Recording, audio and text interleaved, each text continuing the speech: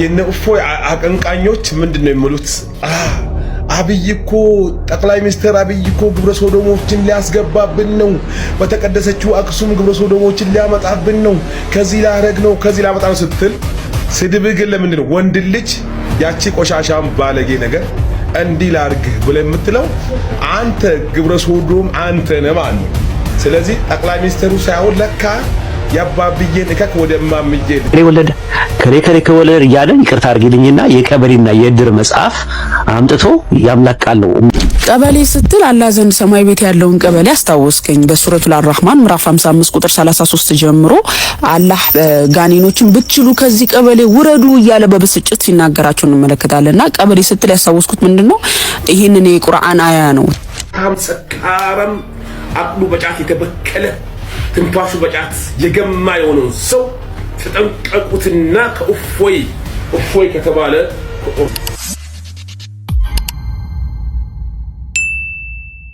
በዚህ ጉዳይ ላይ የተናገርኩት በዚህ ሰው ጉዳይ ላይ የተናገርኩትን ነገር ዛቻ ብቻ ሆድክ መልስ እንፈልጋለን ያላችሁ ሰዎች ተቀበሉ መልስ። የነ እፎይ አቀንቃኞች ምንድነው የሚሉት?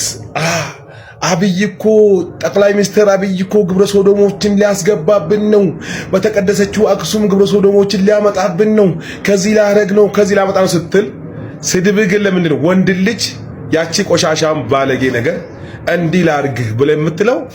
አንተ ግብረ ሶዶም አንተ ነህ ማለት ነው። ስለዚህ ጠቅላይ ሚኒስትሩ ሳይሆን ለካ ያባብዬን እከክ ወደ ማምጄ ልክክ። እናንተ ስድባችሁ ሁሉ ማስረጃ የሌለው ማለት ወንድን እንዴት ነው ኦርቶዶክስ ነኝ ብለህ ቤተክርስቲያን እየሄድክ ያማተርክ እንዴት ነው ወንድ ልጅን እንዲህ ላርግ ብለህ የምትሳደበው? ስለዚህ ያኔ ለካ አብይ ከውጭ ሀገር ከአሜሪካ ጠቅላይ ሚኒስትር አብይ ግብረ ሶዶማኖችን ሊያመጣብን ነው ብላችሁ የምትጮሁት የራሳችሁ ስራ ነው ለካ። ሌባ እናት ልጇን አታምንም። እኚህ ሼህ እንግዲህ የልጅ ልጅ ያደርሱኛል ግን ሐሰትን ከነብያቸውና ከሳቦቻቸው ስለቃረሙ ያላልኩትን ወንድ ልጅን እንዲህ ላድርግህ ብለህ ተናግረሃል፣ ይሄም ደግሞ ግብረ ሰዶምነት ነው ምናምን ብለው የስም ማጥፋት ዘመቻ አድርገዋል ማለት ነው። ያው ከነብያቸው የተማሩት ነው። ይሄንን ማን ነው እሱ ከነ የቃረሙት ከተባለ ሳይል ቡኻሪ 2731 ላይ አቡበከር ለምሳሌ ያላትን እንትኗን ሽንት መሽኛዋን ሄደና ጥባላት ላስላት ብሎ ተናግሯል።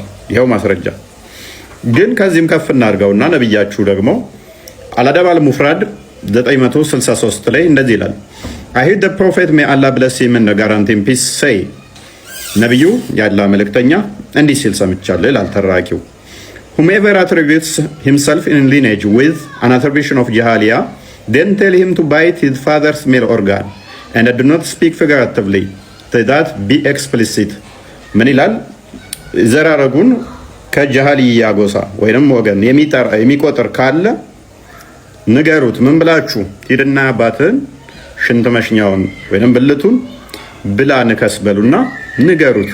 ይሄንን ደግሞ በምሳሌያዊ እንዳታደርጉት ቀጥታ ስሙን ጠርታችሁ ንገሩት። መንገር ብቻ ሳይሆን ደግሞ ይሄ መጽሐፍ እንደምትመለከቱት ነብዩ የወንድ ልጅ ብልት ይስም ነበር። በዚህም ምክንያት የወንዶችን ብልት መሳም እንደሚቻል ህግ ወጥቶበታል። ማስረጃ ይሄው። ለዚህም ነው ነብዩ የሐሰንን ብልት ይስሙ እንደነበረ ሁሉ የልጆችን ብልት መንካትም ሆነ መሳም የተፈቀደ ነው ይላል መጽሐፉ። ስለዚህ ያላችሁት እናንተ ነብያችሁ ግብሩ ስለሆነ ሳቦቹ ሲተገብሩት ስለነበረ ወደኔ ለማላከክና ስድባችሁን የነብያችሁን መገለጫ የሆነውን ወደኔ ለስድብ አትጠቀሙ ደስ ይለኛል። ቻሌንጅ አደርጋችኋለሁ። ማስረጃ መታመጡ ከሆነ እኔ እንደዛ ብዬ ተሳድቤ ከሆነ ይቅርታ ጠይቃለሁ። የፈለጋችሁትን እቀጣለሁ። አታመጡ። ምክንያቱም ሐሰተኛ ሐሰት አባት የሆነውን ዲያብሎስን ስለምትከተሉ ነብያችሁ ያስተማራችሁ ይሄንን ቅጥፈትና የስም ማጥፋት ስለሆነ አታመጡ። እኚህ እንግዲህ ታላቅ ሼክ በዚህ መጠን በእኔ ላይ ሲቀጥፉ ማየት በጣም ያሳፍራል።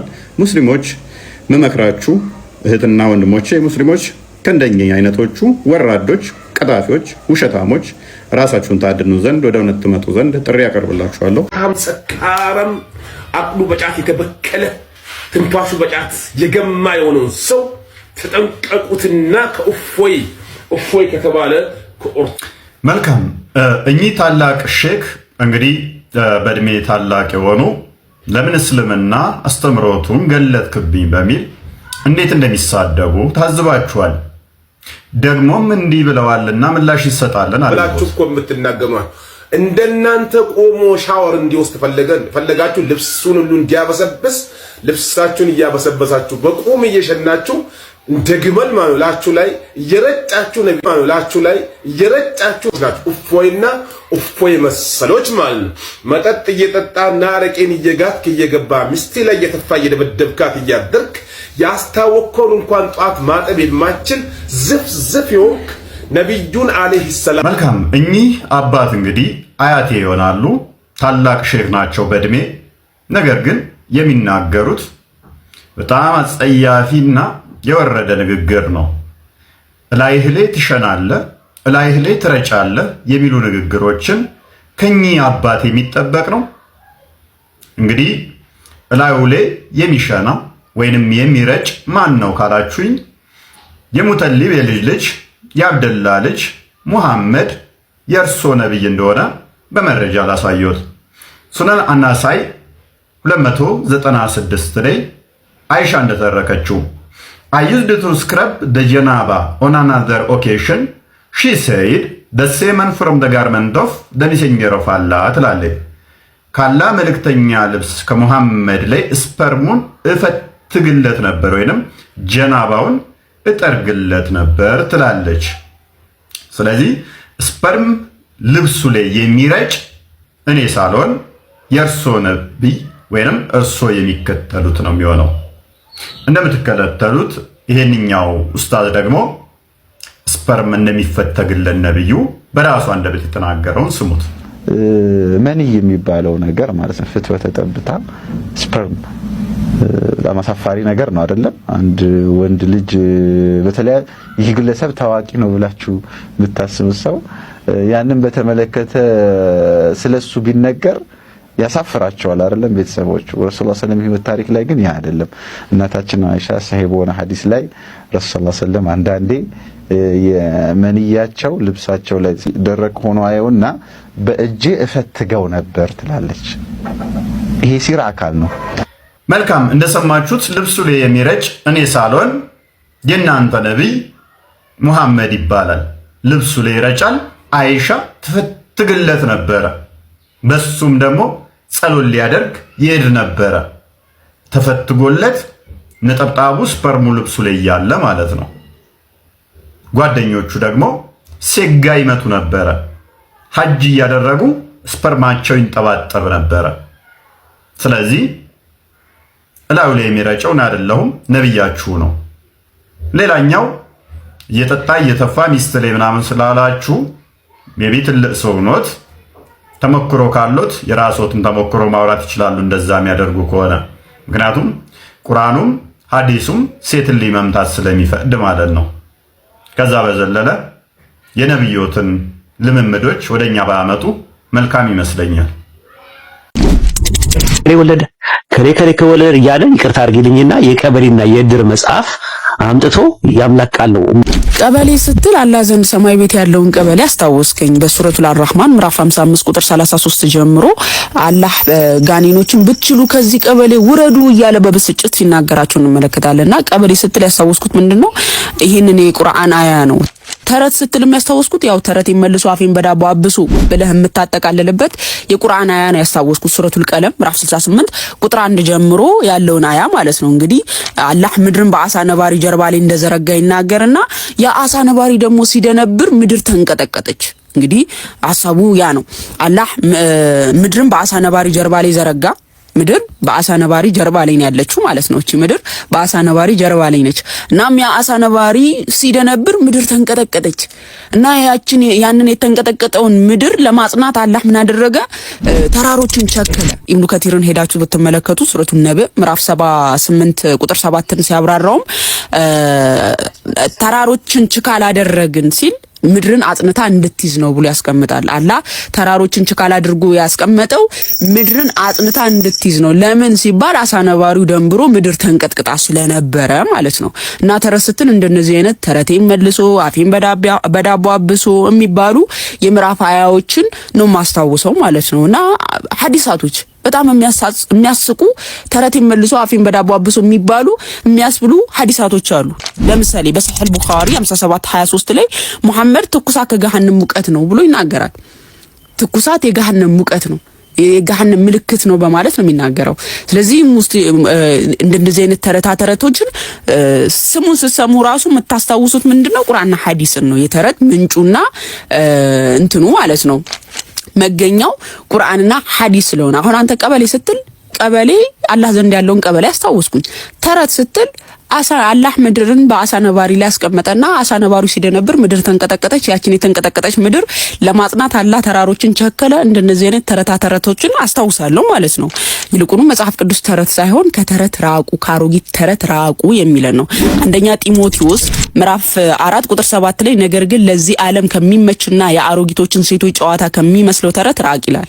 ስለዚህ ከእንደነዚህ አይነት ተረቶች ራቁ የሚል ነው። በብልሃት ከተፈጠረ ተረት ራቁ የሚል ነው። ሁለተኛ ጴጥሮስ ምዕራፍ 1 ቁጥር 16 ላይ የእርሱን ግርማ አይተን እንጂ በብልሃት የተፈጠረውን ተረት ሳንከተል የጌታችን የኢየሱስ ክርስቶስን ኃይልና መምጣት አስታወቅናችሁ ይላል ቅዱስ ጴጥሮስ። መጽሐፍ ቅዱስ ከእንደነዚህ አይነት በብልሃት ከተፈጠሩ ተረቶች ከአሮጊቶች ተረት ራቁ ብሎ የሚያስጠነቅቀን እንጂ መጽሐፍ ቅዱስ ተረት የሚያስብለው አይደለም። ይልቁንም ተረት መጽሐፍቶችን በታትኖ የሚጥል እግዚአብሔር ትንፋስ የሆነ መጽሐፍ ቅዱስ ነው። ሰለላሁ በቀደምት መጽሐፍት ላይ እንደተተነበየላቸው ነግሮን ነበር። ወላኪን ግን መጽሐፍቶቹ አሁን ተበረዘዋል። ከዚህ ከተበረዘው መጽሐፍ ደግሞ አንዳንድ ነገሮችን እናሳያቸዋለን ቅሪቱ ስላለ። ማቴዎስ ወንጌል ምዕራፍ 21 ቁጥር 1 ቁጥር 33 ላይ ሌላ ምሳሌ ስሟል። ኢየሱስ በምሳሌ ያስተምራቸው ነበር። ልጁን ባዩ ጊዜ እርስ በርሳቸው ወራሹ ይህ ነው፣ ኑ እንግደለው፣ ርስቱንም እናግኝ ተባባሉ። ሊገሉት እንደፈለጉ አይሁድ ኢየሱስን፣ ሙስሊምም ክርስቲያንም ይስማማበታል፣ ጥያቄ የለውም። አሁን ግን ይዘውም ከወይኑ አትክልት አወጡና ገደሉት አለ። ኢየሱስን ገደሉት ብሎ የማቴዎስ ጸሐፊ ተናገረ። ይሄንን አላህ ቁርአን ላይ ነው ብሎ ወማ ቀተሉሁ ወማ ሰለቡሁ አልገደሉትም አልሰቀሉትም ብሎ ተናግሯል። ኢየሱስ አልተገደለም፣ ተሳስቷል፣ እዚህ ጋር ተበርዟል ማለት ነው። ይሄ ኡስታዝ እንደሰማችሁት ነብዩን እየፈለገ ነው መጽሐፍ ቅዱስ ላይ መጥቶ ማቴዎስ ወንጌል ምዕራፍ 21 ቁጥር 33 ጀምሮ ያለውን እያነበበ ያለውና አንቦ ሁሉም ተስማምቶበት ነበረ። ሊገድሉት እንደሚፈልጉ አይሁዳውያንም ክርስቲያኖችም እኛ ሙስሊሞችም ሳይቀር ክርስቶስ ሊገድሉት እንደሚፈልጉ አይሁዳውያን እናምናለን አለ። ከዛ አንቦ የቱ ጋር ሲደርስ ተበረዘ እንዳላታቃላችሁ ይዘውም ከወይኑ አትክልት አወጡትና ገደሉት። እዚች ጋር ሲደርስ እቺ ተበርዛለች አለ። ሙስሊሞች ታውስታችሁ እንደዚህ ነው የሚጫወቱባችሁ፣ እንደዚህ ነው የሚቀልዱባችሁ። ከዛ በታች ያለውን እኮ እስከ 44 ድረስ አነበብኩ። ለነብዩ እንደተነበየኩት ትንቢቱ ሊያሳየን እኮ ነው። 44 ድረስ ያነባል እንዳለ ይስማማበታል። እቺን ፓርት ብቻ ተበርዛለች አለ። እንቀጥል እስቲ። አይሁድ ውጪ ወይ ከእስራኤል ውጪ ያሉት ለነሱ ይሰጣል። ኢየሱስም እንዲህ አላቸው፣ ግንበኞች የናቁት አለ የናቁት ድንጋይ እሱ የማዕዘን ራስ ሆናለ። ድንጋይ የማዕዘን ድንጋይ የተባለው ማን እንደሆነ እንመጣበታለን። ግንበኞች የናቁት ማለት ምንድነው? ኦሪት ዘፍጥረት ምዕራፍ 21 ቁጥር 9 ቁጥር 10 ላይ አብርሃምም ይህችን ባሪያ ከነልጇ አብርሃምንም አለችው ሳራ ይህችን ባሪያ ከነልጇ አሳድ። ግንበኞች የናቁት ማለት ምን ማለት ነው ብሎ ኦሪት ዘፍጥረት ምዕራፍ 17 ላይ ሄደና ከአጋር ጋር አገናኘው። አጋር ነበረች የተናቀችው፣ አሳድልኝ ብላው ነበር አብርሃምን። ስለዚህ የተናቀችው እሷ ነች ብሎ ከሷ ጋር አገናኘው። ይሄ አይገናኝም። ይሄ ክርስቶስ ይሄን እየተናገረ ያለው ስለራሱ ነው። ግንበኞች የናቁት ድንጋይ የተባለው ክርስቶስ ነው። የት ነበር የሚንቁት ከተባለ አይሁዳውያን ዮሐንስ ወንጌል ምዕራፍ 8 ቁጥር 48 ላይ እንኳን ብናይ አይሁድም መልሰው ሳምራዊ እንደሆን ጋኔንም እንዳለብህ በማለታችን እኛ መልካም እንል የለምን አሉት። በቃ እንደዚህ ነበር ሲንቁት የነበሩት አይሁዳውያን ክርስቶስን ማለት ነው። ስለዚህ ግንበኞች የናቁት ድንጋይ የተባለው ለክርስቶስ ነው። ግንበኞች የናቁት ድንጋይ እርሱ የማዕዘን ራስ ሆናለ። የማዕዘን ራስ ማን ነው? ልንመጣበት ነው ገና። ከዛ ቀጠለና ኢየሱስ እሱ መጨረሻ ላይ ነው ማሳያችሁ። ይህም በጌታ ዘንድ ሆነ ለዓይኖቻችንም ድንቅ ነው የሚለውን ከቶ በመጽሐፍ አላነበባችሁምን አላቸው። ስለዚህ እላችኋለሁ የእግዚአብሔር መንግሥት ከእናንተ ከአይሁድ ከእስራኤል ትወሰዳለች ታዲያ ለማን ይሰጣል? ፍሬዋንም ለሚያስረክብ ህዝብ ትሰጣለች አለ። ፍሬዋን ለሚያስረክብ ህዝብ። ፍሬዋን የሚያስረክብ ህዝብ ማን ነው? ፍሬያማ የሚደረገው እዛው እስማኤላውያን ናቸው። ኦሪት ዘፍጥረት ምዕራፍ 17 ቁጥር 18 እግዚአብሔር መንግስት ትወሰዳለች ፍሬዋን ለሚያደርግ ህዝብ ትሰጣለች የሚለውን ከእስማኤል ጋር አገናኝቶታል። ፍሬያማ አደርግሃለሁ፣ እባርክሃለሁ፣ እጅግም አበዛሃለሁ ከሚለው ጋር ማለት ነው። ምን አገናኘው ኡስታዝ? እስማኤል ፍሬያማ አደርግሃለሁ የተባለው ከዘር አንጻር ነው፣ ከህዝብ አንጻር ነው ፍሬያማ አደርግሃለሁ የተባለው። ያው እዛው እኮ ይናገራል ያነበብከው ላይ 12 አለቆች ይወልዳል ታላቅ ህዝብም ይሆናል አለ። ከታላቅነት ከህዝብ አንጻር ነው እንደዛ የተባለው። ቃል ኪዳኑ ግን ከይስሐቅ በኩል ነው የሚሆነው። ቁጥር 16 ላይ እባርካታለሁ ደግሞ ከእርሷ ልጅ ሰጣለሁ፣ እባርካታለሁ የአሕዛብ እናት ትሆናለች፣ የአሕዛብ ነገሥታትም ከእርሷ ይወጣሉ። ይሄ የተባለው ለሳራ ነው። ቁጥር 21 ቃል ኪዳኔን ግን በሚመጣው ዓመትም በዚሁ ጊዜ ሳራ ከምትወልደው ከይስሐቅ ጋር አቆማለሁ ይላል። ስለዚህ ቃል ኪዳኑ ያለው ከይስሐቅ ጋር ነው። ፍሬዋን ለሚያደርግ ትሰጣለች የተባለው ግን ለአሕዛብ ነው። ይህንንም ዮሐንስ ወንጌል ምዕራፍ 1 ቁጥር 11 ላይ የእርሱ ወደ ሆኑ መጣ የገዛ ወገኖችም አልተቀበሉትም፣ ለተቀበሉት ሁሉ ግን በስሙ ለሚያምኑት ለእነርሱ የእግዚአብሔር ልጆች ይሆኑ ዘንድ ስልጣን ሰጣቸው ተብሎ ተነግሯል። ቅዱስ ዮሐንስ አፈወርቅም ይህንን እንደዚህ ብሎ ይፈቷል። ለዚህም ሁሉ ስላለማመናቸው እንደሚጣሉ እንደሚወጡና አሕዛብ እንደሚገቡ አሳየ። ይህም ለዓይኖቻችን ድንቅ ነው ተባለ። ይህንንም ከከናናዊቷ ሴትን በመቶ አለቃውና በሌሎችም ብዙ ምሳሌዎች በተዘዋዋሪ መንገድ ጠቁሟል። አሁንም በዚሁ እንዲሁ አደረገ ይላል። ስለዚህ ፍሬዋን ላደረጉት ትሰጣለች የተባለው ክርስቶስን ለተቀበሉ አሕዛብ ትሰጣለች እያለ ነው ማለት ነው። ኡስታዝ እንግዲህ ሁሉ ልፋት ምን እንደሆነ ታውቃላችሁ?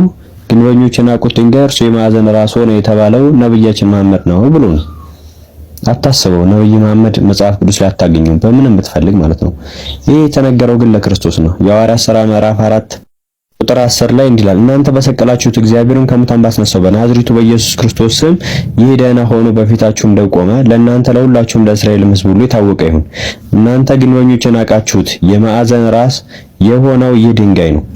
መዳን በሌላ በማንም የለም፣ እንድንበን ዘንድ የሚገባን ለሰዎች የተሰጠ ስም ከሰማይ በታች ሌላ የለምና።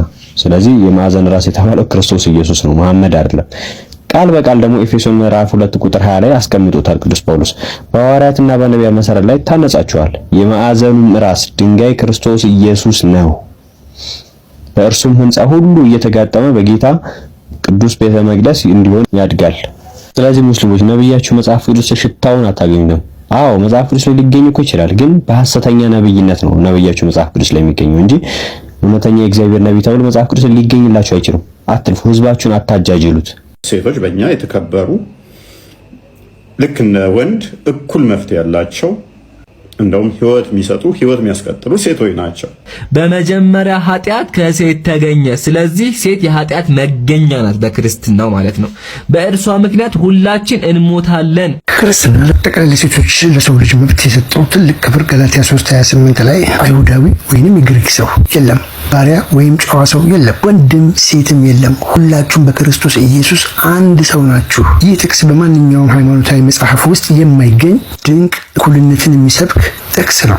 በአምላክ ፊት ጾታ፣ ዘር፣ ደረጃ ዋጋ የላቸውም ይላል። ቤተክርስቲያን ይህንን የመጽሐፈ ሲራክ ጥቅስ የምትጠቀምበት ዋና ምክንያት ድንግል ማርያም ዳግማዊት ሔዋን ብላ ለመጥራት ነው። ሲራክ 25:24 ኃጢአት በሴት ተጀመረ ሲል ሔዋን ከአዳም በፊት የፈጸመቻቸውን 3 ነገሮች ማስተዋል ያስፈልጋል። የመጀመሪያው ማድመጥ፣ ከእግዚአብሔር ቃል ይልቅ የሰይጣንን ቃል የእባቡን ቃል ቀድማ ያዳመጠችው እሷ ናትና። ሁለተኛው መመኘት፣ ዛፍ ለመብላት መልካም እንደሆነ አየች፣ እንደሚ የኃጢአት ምኞት ቀድሞ የታየው በእርሷ ነውና። ሶስተኛው መብላት፣ ሕጉን በመተላለፍ ፍሬውን ቀድማ የቀመሰችው ሔዋን ናት። ስለዚህ ሲራክ ተጀመረ ሲል የታሪካዊ ቅደም ተከተሉን ሂስቶሪካል ኮንሲኩዌንሱን ማስረዳቱ ነው ማለት ነው። በእርሷ ምክንያት እኛ ሁላችን እንሞታለን የሚለው ትርጉም ደግሞ ሴትን ለመወንጀል ሳይሆን የሰው ልጅ ውድቀት የተከሰተበትን ሰንሰለት ለማሳየት ነው። ሔዋን በራሷ መሳሳት ብቻ አላበቃችም፣ ለአዳም ሰጠችው። አዳም ከእርሷ ተቀብሎ በላ። እዚህም ምክንያት ሞት በሁሉም በኩል ወደ ሰው ዘር ሁሉ ገባ። አንደኛ ጢሞቴዎስ ምዕራፍ 2 ቁጥር 14 ላይ ሐዋርያው ቅዱስ ጳውሎስ አዳም አልተሳሳተም፣ ሴቲቱ ግን ተሳስታ መተላለፍ ወደቀች ሲል ሲራክ የተናገረውን ያጸናል። ታዲያ ይህ ማለት አዳም ኃጢአት አልሰራም ማለት አይደለም። ቀጥተኛ መታለል የተካሄደው ግን በሴቲቱ ላይ መሆኑን ለማሳየት ነው። ቀላል አድርገን ባጭር ቃል ስናስቀምጠው ሔዋን የተሳሳተችበትን ታሪካዊ እውነታ ነው። ይህ ደግሞ በቤተ ክርስቲያን ትምህርት ውስጥ ድንግል ማርያም ያደረገችው ተአምር ክርስቶስን መውለዷ ምን ያህል የሔዋን ስህተት እንደቀየረውና ለሴት ልጅ ትልቅ ክብር እንደሰጣት ማሳያ ነው። የሙስሊም ሴቶች ጾም ለመጾም ባሎቻቸውን ማስፈቀድ እንዳለባቸውና ባሎቻቸውን ካልፈቀዱላቸው በቀር ጾም መጾም እንደማይችሉ ያውቃሉ? ይህ ቪዲዮ እንደደረሰው ላይቭ ላይ መሆናችንን ቼክ ያርጉ።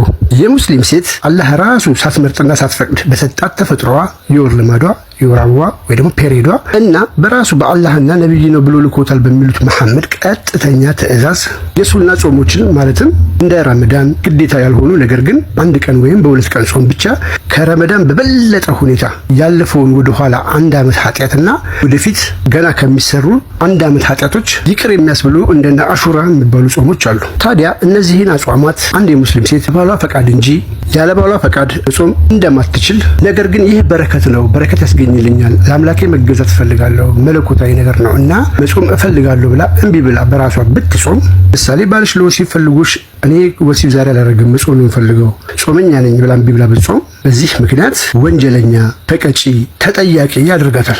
አልፎ ተርፎም ወደ ገሃነም ይከተታል። ሳሂህ አል-ቡኻሪ 5195 ናሬትድ አቡ ሁረይራ the prophet said a woman should not fast optional fast except with her husband's permission if he is at home present። በቅንፍ የገባው ኦፕሽናል ፋስት የሚለው አረብኛው ላይ የለም። ሙፈሲሮቹ ለማለት ፈልገው ነው ብሎ ጨምረው ያብራሩት ነው። እንደዛ እንዳለ እንውሰደውና ይህን ምን ብሎ ይረዱታል የሚለውን ስንመለከት ነገሩን አስከፊና አደገኛ አስደንጋጭ የሚያደርገው በእስልምና ለምሳሌ ኃጢአትን ይቅር የሚያስብሉ ወይ ደግሞ በረከት የሚያስገኙ በርካታ ነገሮች አሉ። ለምሳሌ መስገድ፣ መጾም፣ ቁርአን መቅራት፣ ከአባን መዞር። እነዚህም በሙሉ እቺ ሴት ልጅ በፔሪድ ጊዜ በወር አበባ ወቅት እንዳትፈጽም ተከልክላለች። አልፎ ተርፎም ለመጾምም የባሏን ፈቃድ እንድትጠይቅ ተገዳለች ወይ ደግሞ ታዛለች። ጥያቄዎችን አንድ በአንድ ላቅርብ። ጥያቄ 1 አላህ የሁሉ ነገር ፈጣሪ ከሆነ አላህ ሴት ልጅን ሲፈጥር ፔሪድ እንድታይ የወር አበባ እንድታይ አድርጎ ፈጥሮ ከፈጠራትም በኋላ ወር አበባ ጊዜ አትስገጂ፣ አትጹሚ፣ ከአባን አትዙሪ፣ መንፈሳዊ ፕሮግራሞችን አታድርጊ ብሎ ከከለከላት በኋላ ድጋሚ የሃይማኖት ጉድለት አለብሽና የገሃነም እሳት ነሽ ብሎ ገሃነም ሲያስገባት በግልጽ እንመለከታለን። ታዲያ ይህ ፍትሃዊ አምላክ ነው ወይስ አምባገነን መንግስት? ጥያቄ 2 አላህ ለወንዶች ያለምንም ቅድመ ሁኔታ የአሹራን ጾም ስለጾሙ ብቻ ከጾሙበት ጊዜ አንስቶ ወደ ኋላ ያለውን የአንድ ዓመት ኃጢአታቸውን ወደፊትም ያለውን ገና ያልሰሩትን የአንድ ዓመት ኃጢአታቸውን ይምራቸዋል። ሴቶች ግን ይህን ጾም ለመጾም ይህንን ይቅርታ እድል ለማግኘት የባላቸውን የወሲብ ፍላጎት መጠበቅና የሱን ትእዛዝ ማስተናገድ ግድ ይላቸዋል። ታዲያ እዚህ ጋር አላህ ከሴቶች ንስሐ ይልቅ የወንዶች የወሲብ ፍላጎት የወሲብ እርካታ ያስቀደመው ለምንድን ነው? ይህስ የእውነተኛው አምላክ ተግባር ነው? ጥያቄ 3 አንዲት ሴት ኃጢአት እንዲሰረይላት አሹራ መጾም ትፈልጋለች። ባልዮ ግን ዛሬ ወሲብ እፈልጋለሁ ብሎ ቢከለክላትና ብትሞት በኃጢአቷ ትቀጣለች። ታዲያ አምልኮን በወሲብ የሚቀይር አምላክ እውነተኛው አምላክ አስተምህሩ ወይ ደግሞ የነብያት አስተምህሩ ሳይሆን ይህ ቪዲዮ የግመል ሽንት ጠጡ ብሏል አላለም ነብይ? የግመል ሽንት ጠጡ ብሏል አላለም ነብይ? የግመል ሽንት ጠጡ ተባለ አይደል? የተባለበትን ምክንያት አለው። ይሄንንና ያንን አታያይዘው። ይሄንንና በሳቱ ይሄንን የግመል ሽንት ቆይ ናና የግመል ሽንት ካንሰር በሽታ ያመጣል።